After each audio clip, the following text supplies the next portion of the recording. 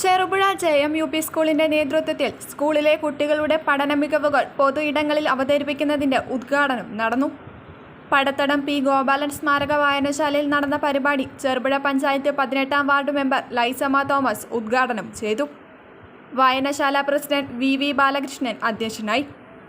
കുട്ടികൾ അവരുടെ പഠന മികവുകൾ അവതരിപ്പിച്ചു. പഠനത്തിന്റെ ഭാഗമായി ആർജിച്ച കഴിവുകൾ പ്രദർശിപ്പിക്കാനുള്ള ഒരു വേദിയായി ഇത് മാറി.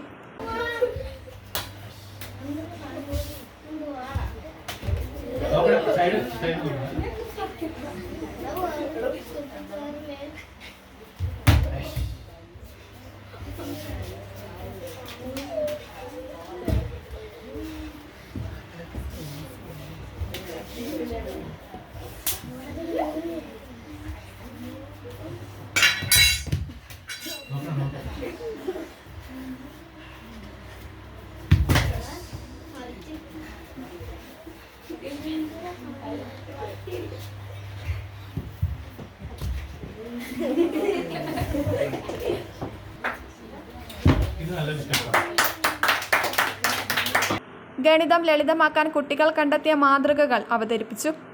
കുട്ടികളുടെ രചനകളും വിവിധ അവതരണങ്ങളും നടത്തി. നിരവധി രക്ഷിതാക്കളും പൂർവ്വ വിദ്യാർത്ഥികളും നാട്ടുകാരും അധ്യാപകരും പരിപാടിയിൽ പങ്കെടുത്തു. CRC കോർഡിനേറ്റർ KC ശരണ്യ പദ്ധതി വിശദീകരണം നടത്തി.